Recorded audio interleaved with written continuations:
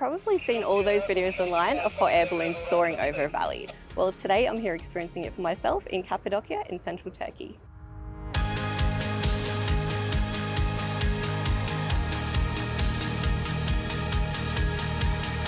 This is just one of the activities I got up to on my trip to Turkey, with 3 nights in bustling Istanbul and 3 nights in dreamy Cappadocia. In this video, I'll take you through my highlights of the trip and hopefully provide some inspiration for your very own journey to this stunning part of the world.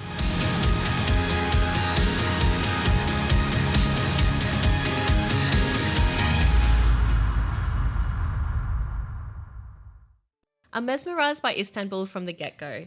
The big city bustle meets the calmness of the Bosphorus Strait, uniting Istanbul's European side on the west and Asian side on the east. It's a harmonious collision of cultures and colours. And for me, it's love at first sight. Speaking of sites, I make my best effort to explore all the major ones within my few days here. Staying in the Fatih district, I'm a short walk away from Basilica Cistern, Topkapi Palace and the magnificent Hagia Sophia. The Hagia Sophia, or Hagia Sophia, is renowned for being one of the most beautiful mosques in Istanbul. Now, the Hagia Sophia is one of Istanbul's major attractions, so I've actually booked a skip-the-line ticket online. So what's really interesting about Hagia Sophia is that it was once a Greek Orthodox church, as you can probably see behind me, and then briefly it became a Catholic church, and then it became a mosque, which is what it's known for today. Now, the dress code at Hagia Sophia is strict, so it's mandatory to cover up your knees and for women your head as well. But don't worry if you forget to bring any coverings, because you can purchase one here for just $2.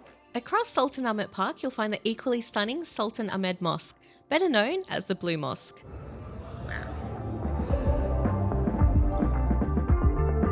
Just a block away, you'll find Topkapi Palace. Between 1478 and 1853, it served as the administrative centre of the Ottoman Empire and the main residence of its sultans. Since 1924 though, its doors have been open to the public as a museum and features many relics from the 600-year reign of the Ottomans.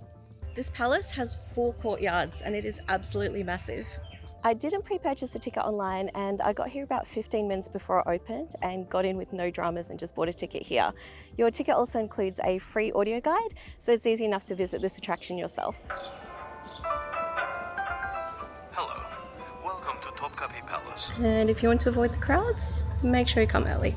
Inside you'll find Islamic calligraphy, weapons and even the footprint of the Prophet Muhammad. The Sultan's love for ornate patterns and grand designs are on full display here. I mean, look at these windows. Really great for your Instagram shots.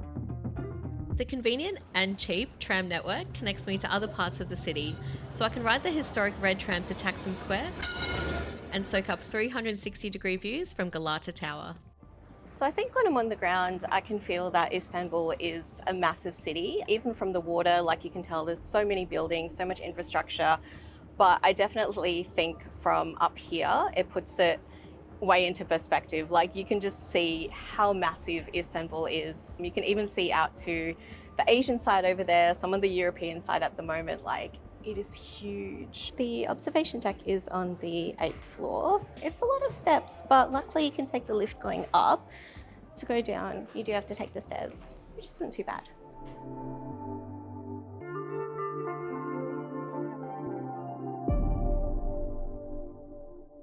Istanbul and Turkey as a whole is known for having delicious food, and there's everything you could possibly want here, from street food to hole-in-the-wall places to Michelin-star dining.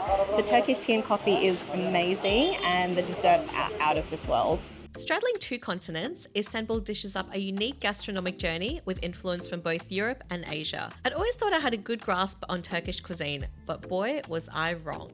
Behind me is the Spice Bazaar, which has been here since the 17th century, and it's a perfect starting point for today's Turkish food tour through both the European and Asian sides of Istanbul. The tour starts on the European side with a traditional Turkish breakfast. Well, looks like I'm going to eat my weight in cheese and bread. Next we sail across to the Asian side for lunch. Here I enthusiastically dig into lamb intestines, visit the birthplace of the Iskandar kebab, and tuck into stuffed mussels on the side of a road. Istanbul also boasts a handful of Michelin-starred restaurants, including the 1-star Mikla. Its panoramic city views lure me to the rooftop. Come sunset, I savour 3 courses of fresh Mediterranean fare, washing them down with a glass of chilled Turkish rosé.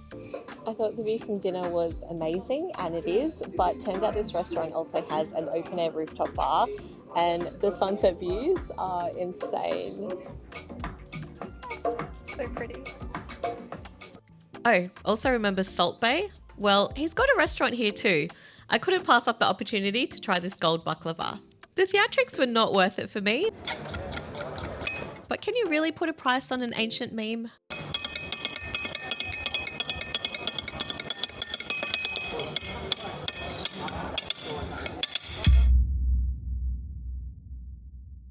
With my 3 spectacular nights in Istanbul coming to a close, it's time to take a quick 90-minute flight southeast to Cappadocia.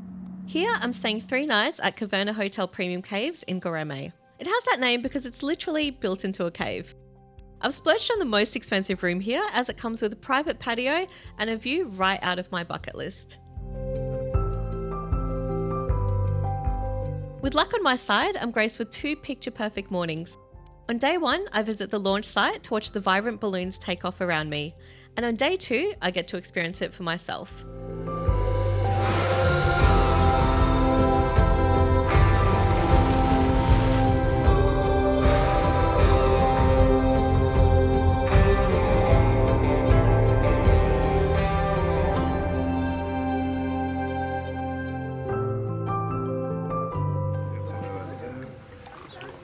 There's honestly nothing else like this experience. This is an absolute must-do when you're in Cappadocia.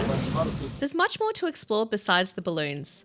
I set aside 2 full days to explore the rich history of Cappadocia's north and south.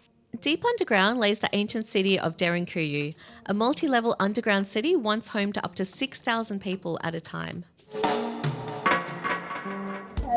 Heading inside the longest tunnel in here. It's not very high. It's 110 steps down, and that is as far down as you can go at the moment. And this is just 10% of this cave complex. Also, you have to be quite flexible to duck down in these caves. So, good thing I go to yoga sometimes. Behind me is the meeting room, and it looks a little different to the meeting rooms I'm used to these days, I guess. Above land, millions of years of volcanic activity have formed the region's unique landscape. A stroll through Imagination Valley is enough to stimulate my creativity as I squint at the odd-shaped rocks. Imagination Valley is filled with some really interesting rock formations. For instance, this one behind me is supposed to be a camel. This one is an upside-down bear with its legs in there. The same amusement follows me to Uchusar Castle, a peculiar rock affectionately labelled the Ugly Castle. It's a little bit strange, a little bit funny shaped, but really cool to look at. For me, travelling is about having new experiences. So there's no better time to conquer my fear of horse riding than with a sunset ride through the ferry chimneys just outside of Göreme. It's in for a horse riding tour. The guide tells me that my horse, Tatlim, a name of endearment, is automatic. All I need to do is sit back, relax, and enjoy the sunset. Of course, as a coffee enthusiast, I can't leave Turkey without learning more about its deep-rooted coffee culture. I whip up my own Turkish coffee at a workshop. I can't believe they had to make like 40 of these. God, imagine. Hand grinding the beans and heating the sezve over sand to perfection. Back at home now, back in the PointHacks office, but my mind is still very much back in Turkey. I was actually looking at reward flights back while I was waiting at the airport. Safe to say that it was an amazing experience, and it did actually cost as much as you'd expect. Here's our total outlay for flights and accommodation. I did splurge a little on accommodation, and while prices were similar to what you'd pay in Australia, I did travel in July during peak summer season. You could certainly save some cash during off-peak times. Most of the savings, though, came from using Velocity points to book my return flights with Etihad. This included 2 business class flights there, saving me over $7,000 off the list price of the tickets. Note that Etihad business and first class reward seats only become available to partner programs, like Velocity Frequent Flyer, from 30 days before departure. To learn more about how to earn and use Velocity points to book these flights, I've left some helpful links in the description. Or if you have a stack of points but can't quite find the flights you want, our PointHacks concierge can help make your dream trip a reality. There's a link in the description to that service as well. My favourite flight of the entire trip was, unsurprisingly, business class on Etihad 787 Dreamliner. There's so much legroom in this seat. My colleague Toby actually flew in that earlier this year, and you can check out his experience in this video. Or if you'd like more travel inspiration from me, check out this video of my trip to Sri Lanka, which features the best train trip I've ever taken, and it is mind-blowing. See you there.